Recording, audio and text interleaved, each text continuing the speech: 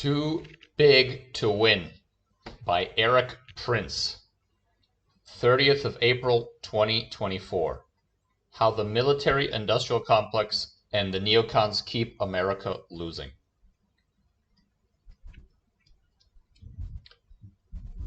It is painfully apparent to anyone of sound mind and judgment that there's something gravely wrong with America's current military capacity and our ability to project power in the world.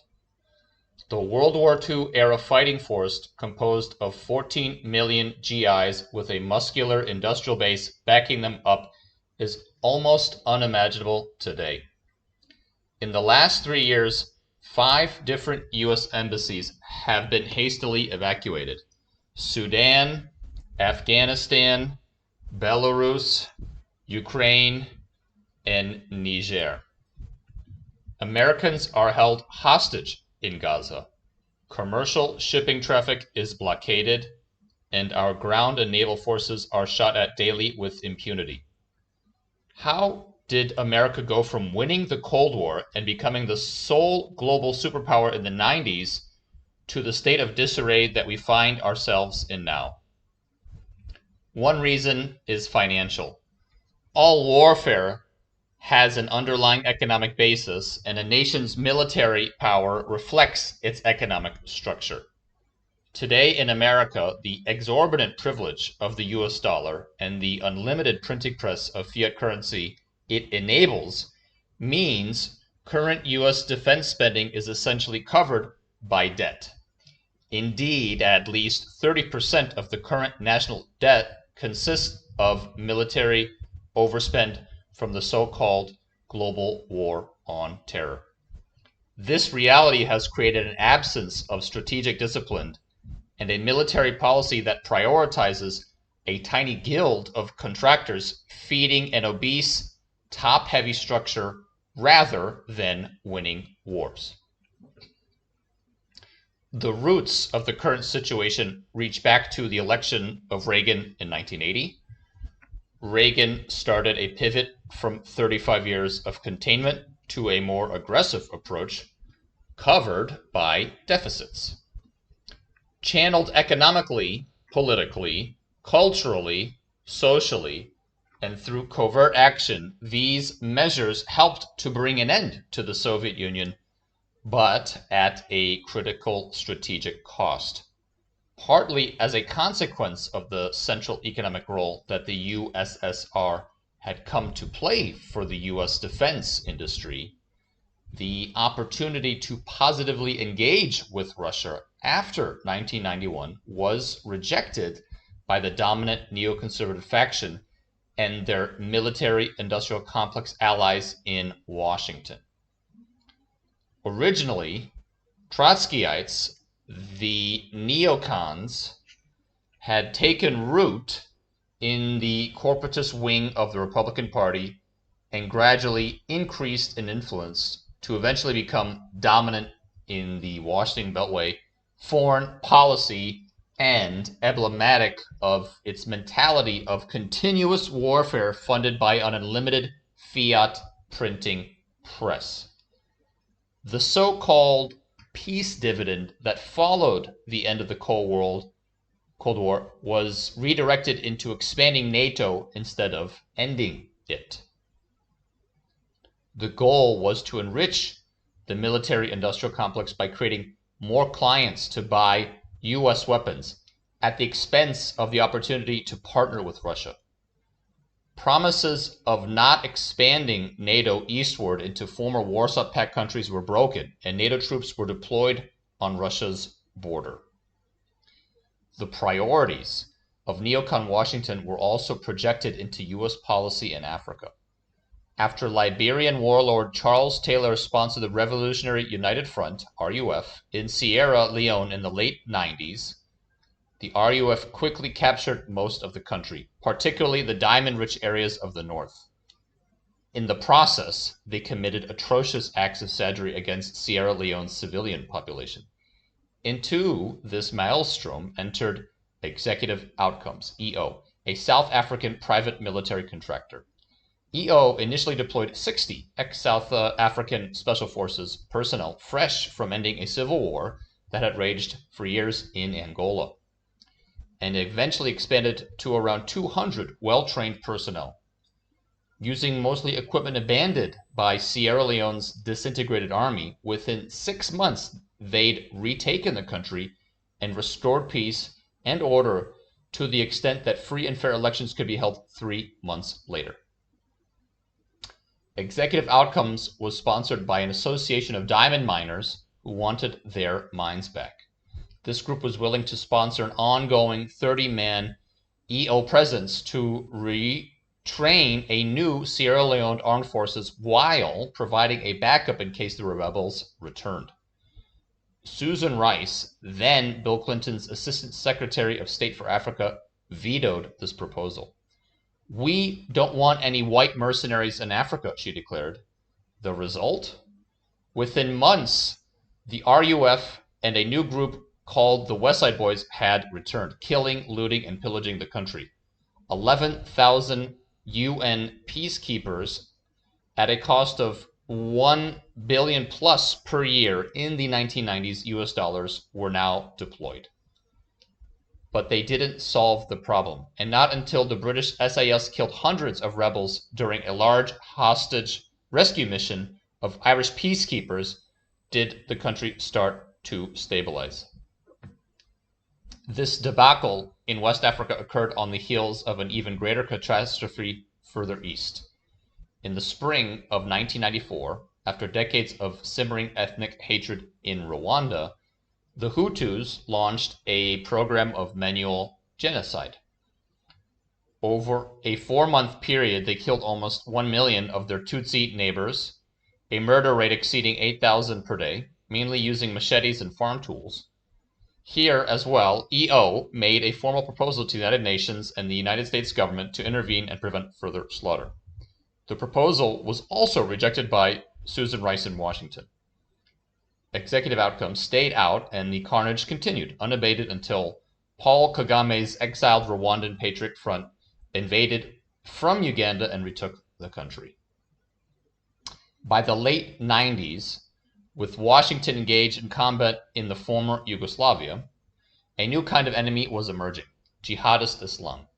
In 1993, a poorly conceived and badly executed nation-building exercise in Somalia had already supplied a foretaste when the Battle of Mogadishu resulted in the death of 18 U.S. Special Operations personnel and 73 wounded after repeated requests for air support were rejected by an indecisive Clinton administration. By 1999, unanswered attacks in Nairobi, Dar es Salaam, Saudi Arabia, Yemen, and New York had claimed hundreds of lives and mauled a U.S. destroyer, USS Cole. Finally, on September 11, 2001, this series of body blows reached its spectacular culmination.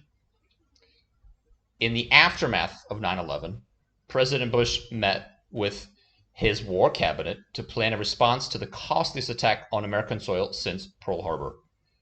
As the Pentagon smoldered, the Department of Defense recommended a bombing campaign and a Ranger raid against an Al-Qaeda-linked farm, but wanted to wait at least 6 months before beginning combat operations in order to avoid the Afghan winter. The CIA, for their part, recommended an unconventional warfare campaign. They wanted to supercharge the Northern Alliance, who'd been fighting the Taliban for a decade, with U.S. air power directed by SOF advisors. The CIA plan was adopted. The Taliban and their Al-Qaeda guests were routed in weeks by a highly aggressive SOF targeting cycle, which gave them no quarter. The U.S. response to 9/11 should have resembled a Scipio Africanus-style Roman punitive raid, killing all Taliban and Al-Qaeda remnants within reach, including those sheltering in the tribal areas of Pakistan, and then withdrawing. Instead, the Neocons saw a lucrative opportunity to nation build. Because the Pentagon runs on the bureaucratic principle of budget cycles and the internal war for promotion, rather than the principle of victory, a vastly inflated occupational army, ultimately comprising 120,000 soldiers, was deployed to the country. This force represented a repetition of the failed Soviet plan of the 1980s to the extent of occupying the same bases. Ignoring every historical lesson of successful counterinsurgencies, experienced soldiers were rotated on 6 to 12-month intervals with fresh units, losing all continuity and local intelligence. The top commander spot rotated 18 times in 20 years. Concerned as per usual with marketing for their defense contractor clients, the Neocons dragged dozens of largely unwilling NATO members to Afghanistan, producing a dysfunctional chaos of individual national mandates. Many nations wouldn't patrol at night or engage in offensive combat missions. When the German army arrived in Kabul in the spring of 2002, among their concerns was finding appropriate housing for all the gay couples deployed in the Bundeswehr. The neocon plan for Afghanistan, or at least the story, was to impose a centralized Jeffersonian democracy onto a largely illiterate, semi-feudal tribal nation by throwing infinite money at a paper-thin civil society. The result, unsurprisingly, was corruption, not infrastructure. Meanwhile, the military operation remained chaos incarnate. Not only was there never a truly empowered supreme commander, but authorities were split between the U.S. ambassador, CIA station chief, the current four-star U.S. general, the CENTCOM commander, and their staff residing in Qatar or Tampa, and various representatives from NATO. This committee from hell produced predictable results. In the 1980s, the U.S. provided lethal aid to the Mujahideen fighting the Soviets, running to $1 billion a year, including state-of-the-art Stinger missiles, which knocked down an average of 1 Soviet aircraft per day. Nobody provided this kind of aid to the Taliban. Not one NATO coalition aircraft was lost to a guided missile. But air supremacy wasn't enough. The Taliban were a self-funded insurgency composed of mostly illiterate fighters using weapons designed more than 70 years earlier. Although they lacked the techno-wizardry of the Pentagon forces, their budget grew to approximately $600 million per year from tolling narcotics and the import of fuel used to feed a thirsty Pentagon presence. Fuel logistics alone cost the Pentagon tens of billions of dollars per year, despite the fact that a vast reserve of crude, Amul Darya field in Balkh province, Afghanistan, had been drilled, proven, and properly cemented by Soviet forces before they left in 1989. But what could have supplied the entire Afghanistan operation with low-cost, reliable hydrocarbon energy was ignored in favor of paying, by the time the fuel reached the vehicles, an operational cost of $250 per gallon. It's fair to compare the longevity of the Soviet-built Afghan forces holding on for years after the Soviets left versus the Pentagon-built Afghan forces collapsing only weeks after the American withdrawal. Today, of course, the Taliban rule Afghanistan with an iron sandal. The trillions of dollars and thousands of lives expended by America's youth were completely wasted, and nobody has ever been held to account. The Taliban have not become more moderate. They are exactly the same group as before and hosting more terror groups than ever. Al-Qaeda is resident once again in Kabul and now known to be gathering means to enrich uranium in Afghanistan.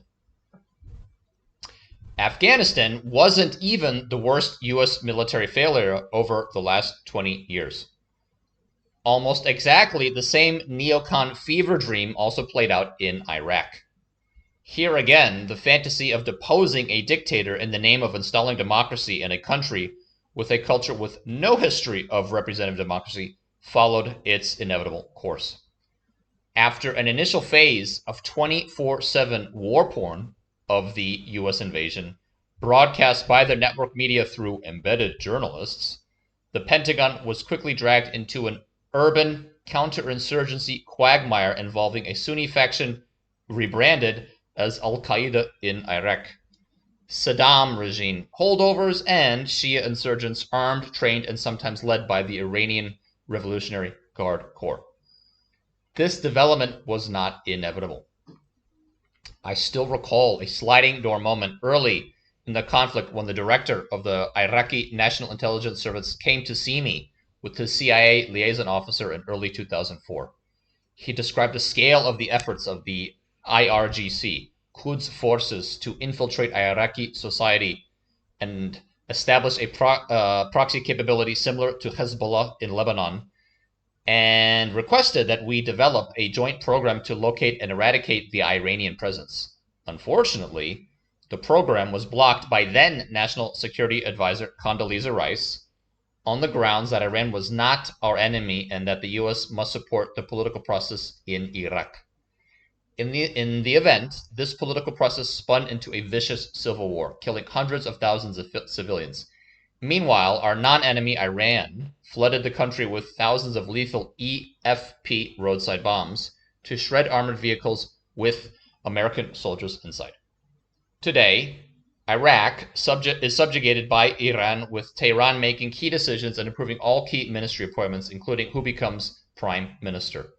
Their power is backed by the Popular Mobilization Units, PMUs, or Hashad al-Shabi, an Iranian-controlled proxy mirroring Hezbollah in Lebanon. The PMUs are paid for by the Iraqi government, armed in most cases with American weapons, and led either by Iranian-appointed commanders or by serving IRGC offers directly. America continues to wage futile forever wars of convenience because Washington believes we are immune to reality and evolve beyond history. The grand strategy of the so-called global war on terror was conceived on a false premise promoted by neocon think tanks and the military-industrial complex that American drone technology could revolutionize counterinsurgency warfare through surgical strikes targeting only the leadership of terror organizations. This delusion produced sclerosis in the military by stripping authority away from field commanders concerning when to shoot and when to hold fire. A fixation on large orbiting cameras likewise devolved into high-tech voyeurism with lawyers, not commanders making battlefield decisions even when friendly troops were in peril and requiring urgent air support. Ultimately, the paradigm flies in the face of the realities of war.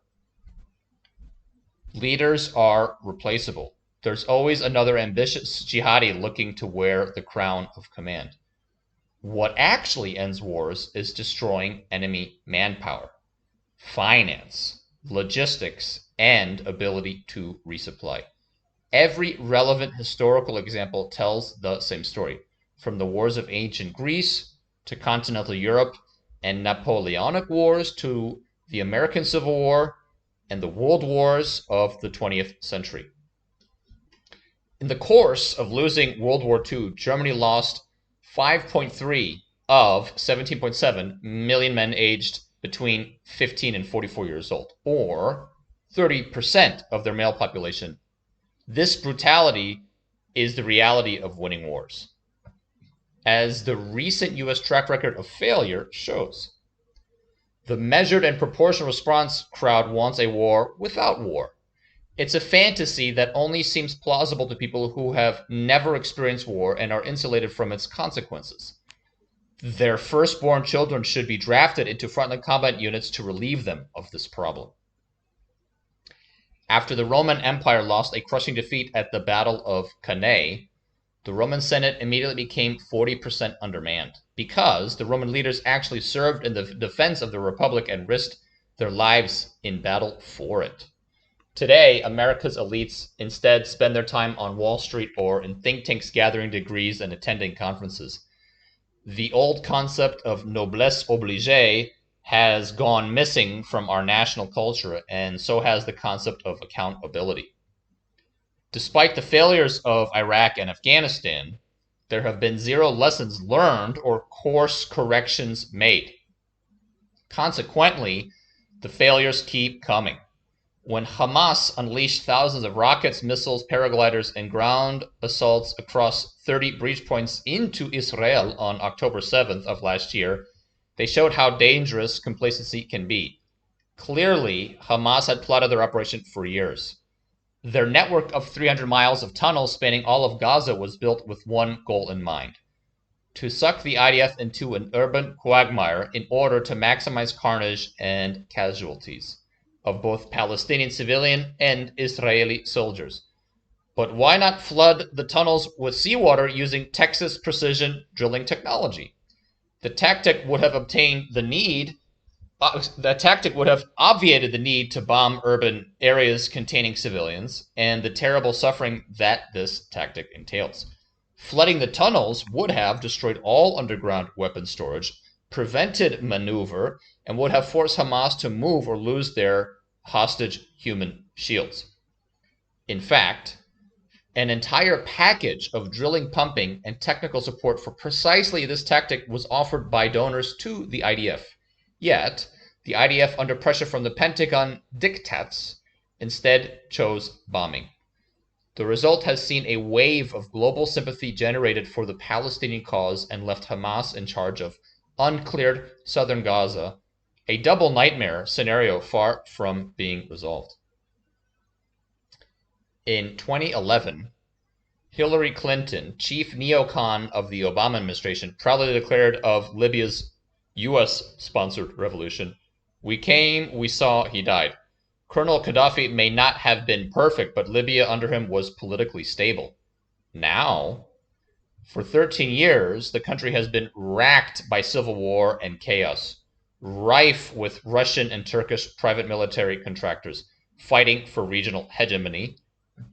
The country is now a major exporter of weapons and one of the biggest channels to Europe for drugs and human trafficking.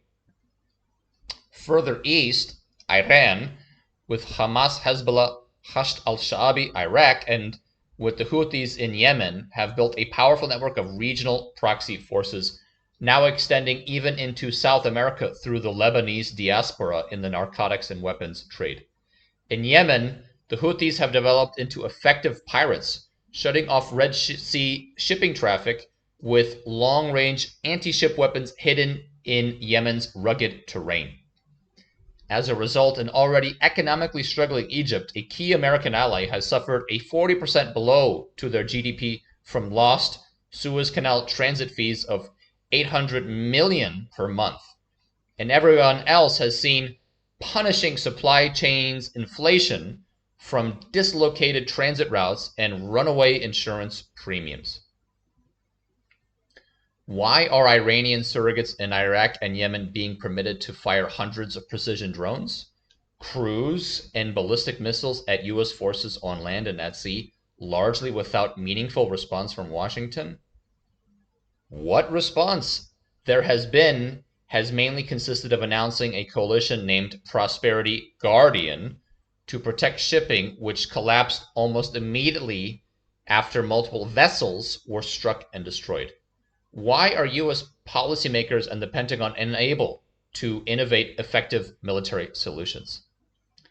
It doesn't have to be this way. In the 1960s, Egypt, then a Soviet client, seized half of Yemen and deposed the Yemeni monarch. In response, British and Saudi Arabia hired SAS founder David Sterling's private military contractor WatchGuard International. Within months, they had sufficiently amplified the Yemeni tribesmen' fighting capabilities to force Egypt to withdraw. Sterling actually received a medal from the IDF for engaging so many Egyptian troops that it assisted the IDF victory in the 1967 Six-Day War. Fast forward to 2017. Saudi Arabia and the UAE were trying to battle Iranian surrogate Houthis who seized control over half of Yemen. They requested private military contractor support to replicate the success of Sterling model from the 1960s, and once again they are blocked, this time by Neocons Secretary of Defense Mathis serving under President Trump. The Houthis remained unchecked and ascendant, and eventually strong enough to shut off one of the world's major trade routes. Meanwhile, this same approach is still failing in Africa.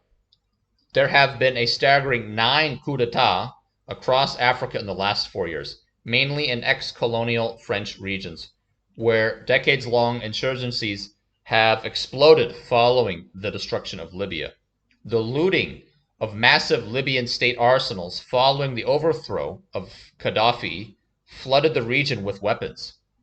Long insufficient COI operations by France and their USG partners reached the end of the road. Local militaries ousted their Paris-sponsored leadership. The current U.S. humiliation in Niger and Chad, where U.S. forces are now being forced to vacate new multi-billion-dollar facilities built to support drone operations across Africa, is the result. Compare this to Russia. Having embraced private military contractor capabilities, Russia is currently running a successful playbook in Africa against ineffective Western-friendly governments by showing a firmer hand against jihadists. This cycle will continue unabated so long as the State Department and the CIA restrict their thinking to coming up with PR strategies while America's rivals implement military solutions. The Central African Republic, rich in buried mineral wealth, suffered a descent into civil war in 2014, and the empowerment of criminal gangs, the Seleka and Anti-Balaka. In 2017, the Central African Republic government requested Western private military contractors assistance to build a robust mining police force in order to choke out the gangs. Contracts were even signed and funding ready.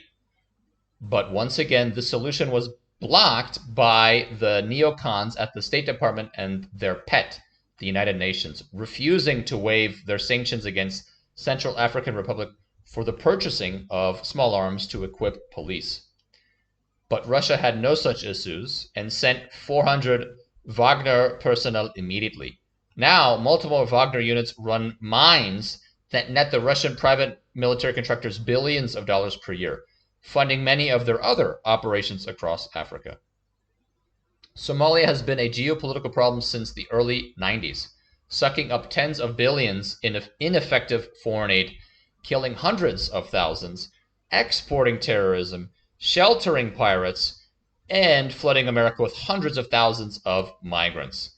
In the spring of 2020, Kenyan President Jomo Kenyatta reached out for private sector assistance to finally tourniquet this endless bleeding. Every terror attack in Kenya cost Kenya more than $1 billion in tourist revenue. The private military contract offer was made, and Kenyatta asked President Trump for financial assistance to run this private sector solution. Trump agreed and funding was passed into law by Congress. But Team Biden took over before the already appropriated funds were released. As a result, they were used instead on the same failed approach, the surgical decapitation strategy, which has repeatedly failed globally for 20 plus years. Today, Somalia still bleeds and still drains funds, while America is stuck with culturally incompatible migrants that we cannot deport because Somalia remains a failed state. When does Western incompetence end? The Syrian civil war saw neocons funding a radical Sunni insurgency to depose Bashar al-Assad. This force quickly morphed into ISIS and promptly conquered half of Iraq by appealing to a Sunni population repressed by Iranian Shia proxies. The point is worth repeating. ISIS emerged directly from neocon meddling in the Syrian civil war. Today, in the aftermath, U.S. forces occupy eastern Syria as some sort of ill-defined buffer between various Kurdish factions, Turkey and the Syrian government, at a cost of billions per year and for no tangible benefit to American citizens.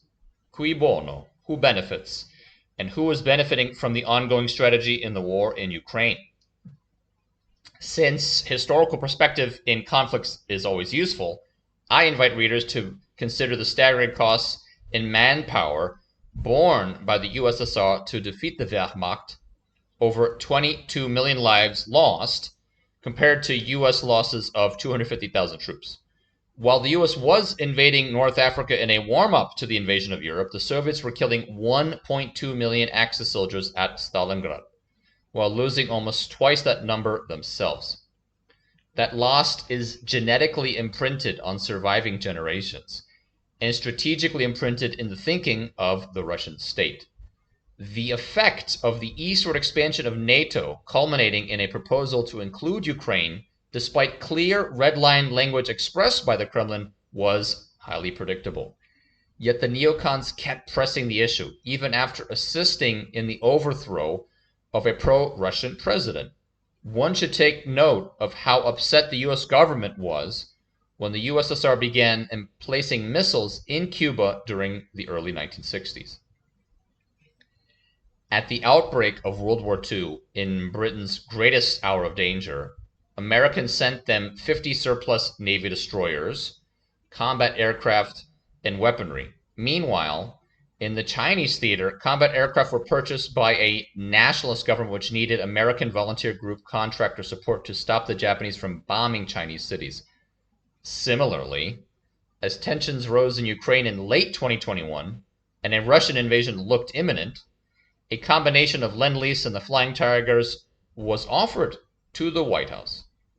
For fiscal year 2022, 200 plus fully functional combat aircraft, including 50 F-16s, 50 F-15s, and 42 A-10s explicitly designed for destroying Soviet tanks, were sent to be retired, flown to the desert, and parked forever. These are not state-of-the-art aircraft, but entirely adequate when flown by well-trained contract pilots, filling the gap for 18 months while Ukrainian crews could be readied. Team Biden could have made a grand announcements before the invasion, stating Ukraine would never join NATO but would have the means to defend itself. This air wing deployment with weapons crews and fuel would have cost less than $800 million compared to the hundreds of billions and incalculable deaths on both sides. Announcing no NATO expansion and instant deployment of a robust air wing could have prevented the largest war in Europe in 80 years. Or did the neocons want a war? Which brings us to Taiwan. Taiwan and China's claims on it remain the flashpoint in the ultimate Cold War in the final stages of warming. Clever deterrence measures have been offered and rejected. The Pentagon wants to fight by our own playbook, but as always in war, the enemy gets a vote. A hot war between China and the US would see US cities annihilated and a death toll in the tens of millions at minimum. This apocalyptic carnage can only be averted by looking back through history at what has worked and what hasn't worked in the conveyor belt of failed Washington foreign policy approaches which have dominated the last 30 years. We owe it to our children to get this right, but course changes must be made immediately before it is too late. What we should do. The current policy model of U.S. security assistance is broken and counterproductive. The U.S. military is the most expensive organization in 3,000 years of human history and has degenerated into an instrument for selling or grifting overpriced military hardware to countries that struggle to use it, let alone maintain it. The U.S. military mows the lawn with Lamborghinis when Kubota tractors is what our allies need. The dozens of developing countries that suffer from narco-crime, gangsterism, and chaos urgently need real help. When troops are sent for advisory missions, too many are sent and they don't stay long enough to provide real assistance. While they are there, they are hamstrung by lawyers into ineffectiveness. Building lasting capability in countries takes time. Doing a 3-week exercise while delivering a new gifted equipment is a waste of energy and money every time. Send experienced advisors to dwell long term, for years, not months. Give advisors a path to really learn a region and culture. The Russians are not ignorant of history, and the Wagner Group has stepped into the void created by U.S. incompetence. In the Sahel, and other parts of West Africa, they've quickly become the power behind the throne. The best way to beat Wagner is to outcompete them. The same principle also applies to reforming Washington more generally. Policymakers must allow competition to flourish. The military does not need to be so inherently governmental. If, in 1969, during the summer of Woodstock and Apollo 11, someone said that in 50 years, the only way the United States government would be able to get people into space would be on a SpaceX rocket, you'd be laughed out of Johnson Space Center. Before the creation of FedEx, a politician would have proclaimed government as the only entity robust enough to deliver packages overnight globally. Yet today, FedEx is a verb. It hasn't totally replaced the U.S. Postal Service, but it has made it run more efficiently. The same logic can be applied to the military. The American taxpayer is paying for far too much for much too little. The cozy cartel of defense contractors must be broken up, and the military made competitive again. Antitrust enforcement and competitive tenders will stop the corruption of the thousands of lobbyists in Washington milking Congress like a cow while delivering overpriced and ineffective products. The current status is unacceptable.